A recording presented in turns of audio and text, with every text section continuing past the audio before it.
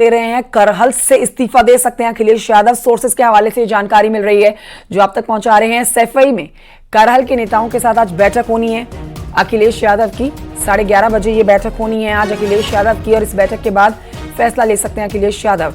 लखनऊ पहुंचकर दे सकते हैं इस्तीफा। करहल से समाजवादी पार्टी के विधायक हैं अखिलेश यादव, अब कन्नौज से सांसद चुने गए हैं, तो ऐसे में बड़ी जिम्मेदारी निभाने के लिए केंद्र की राजनीति में सक्रिय होना होगा और अब करहल विधानसभा सीट छोड़ के कन्नौज लोकसभा सीट पर बने रहेंगे।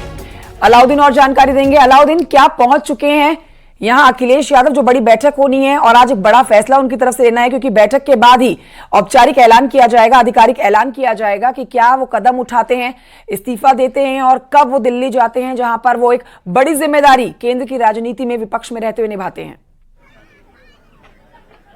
देखिए, सिर्फ और सिर्फ आधिकारिक ऐलान का किया जाना ही बाकी बचा हुआ है।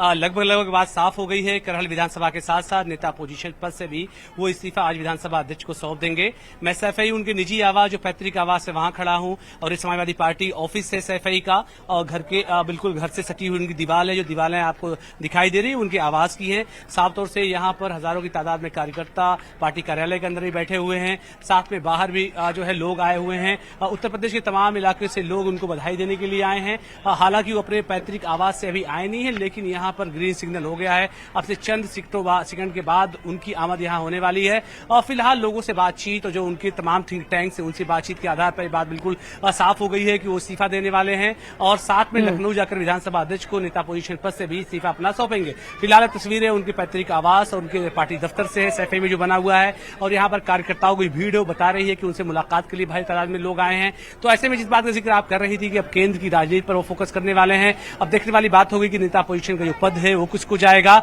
हालांकि इस पद पर बहुत सारे लोगों के नाम और चर्चा पहले दिन से महत्वपूर्ण है। अलाउद्दीन, अब यही जानना जरूरी हो जाएगा कि जो सीट वो छोड़ने जा रहे हैं, इस सीट पर कौन चुनाव लड़ेगा, कौन इस सीट पर अपनी एक बड़ी जिम्मेदारी निभाएगा। तो क्या हलचल मची हुई है, क्योंकि ये तो अब एक सिर्फ घोषणा होनी है, ऑफिशियल अनाउंसमेंट होनी है कि अब कन्नौज लोकसभा सीट से ही अपनी जो राजनीति में बने रहने की जो सीट उनकी रहने वाली है वो कन्नौज रहने वाली है। लेकिन करहल विधानसभा सीट पर कौन समाजवादी पार्टी से चेहरा देखा जा सकता है? देखिए, साफ तौर से बात साफ है कि करहल जो विधानसभा है वो यादव बहुल, यादव लैंड कहा जाता है। यहाँ पर तादाद यादव बिरादरी की और विधानसभाओं की तुलना में बहुत ज्यादा है। उत्तर प्रदेश की दूसरी विधानसभा से बात करें और ट्रेडिशनली ये समाजवादी पार्टी की सीट रही है, तो ऐसे में बांध के चले कि यहाँ पर भी पीडीए का फार्मूला ही चलने वाला है। हालांकि कई लोगों के नाम अभी तो प्रकाश में आए हैं, खासतौर से तेज प्रताप यादव का नाम चल रहा है, लेकिन आखिरी फैसला लोगों से बातचीत के आधार पर अखिलेश यादव करेंगे, क्योंकि इस सीट के छोड़ने का मकसद के पीछे मतलब ये भी होगा कि ये सीट समाजवादी पार्टी के लिए जिस तरह से साख का सवाल रही है वो लगातार बनी रहे। साथ ही नेता अपोजिशन का यहाँ तक सवाल है, उस पर भी पीडीए फार्मूला ही लागू करने के पक्ष में अखिलेश यादव हैं। हालांकि कई सारे जो नेता हैं बड़े और कई सारी सीटें भी विधानसभा की हालांकि खाली हुई हैं। कल जो बैठकों का दौर चला है समाजवादी पार्टी में, अलाउद्दीन, जिसमें आप जानकारी दे रहे थे कि देर शाम भी बैठक हुई है समाजवादी पार्टी की, उसमें एक बड़ी बात अखिलेश यादव ने कही। उन्होंने कहा कि 2027 में हमारी सरकार बनने जा रही है।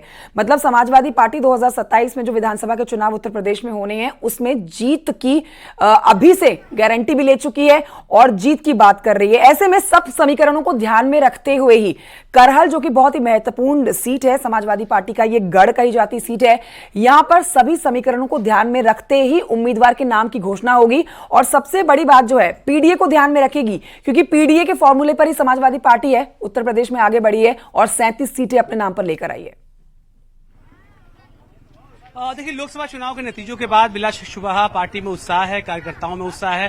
खुद अखिलेश यादव का मानना है कि जो उनका पीडीए का फार्मूला था वो 100% सफल घोषित हुआ है, क्योंकि उसको कोलेशन से भी जोड़कर देख रहे हैं कि हमने 43 सीटें हासिल की है, जिसमें 6 जो है कांग्रेस के पास गई है और 37 उनके पास गई है। तो ऐसे में भविष्य की जो पूरी राजनीति है उन्होंने इस बात को साफ कर दिया है। और इस बैठक में भी कल शाम में, क्योंकि वो 2 बजे लखनऊ से दोपहर रवाना हुए थे, करीब यहाँ 4 साढ़े 4 बजे पहुंचे थे, 4:30 से लेकर 6 बजे तक वो बैठक चली थी। उसमें भी कार्यकर्ताओं से बातचीत में इस बात को साफ किया था कि पीडीए के फार्मूले पर ही पार्टी आगे चलने वाली है। हालांकि ये बात बेहद अहम और खास हो जाती है कि इस ए का मतलब उन्होंने इस बैठक में और ज्यादा ब्रॉड किया था, बड़ा किया था। उसमें आधी आबादी, इसके अलावा जो अपर क्लास है, गरीब, उसका भी उन्होंने जिक्र किया था।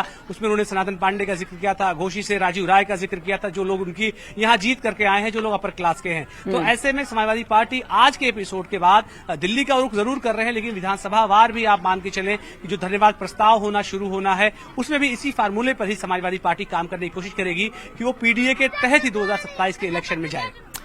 ठीक है, एक अपडेट दे दीजिए कि कितना समय और लग सकता है अखिलेश यादव को यहां पहुंचने में?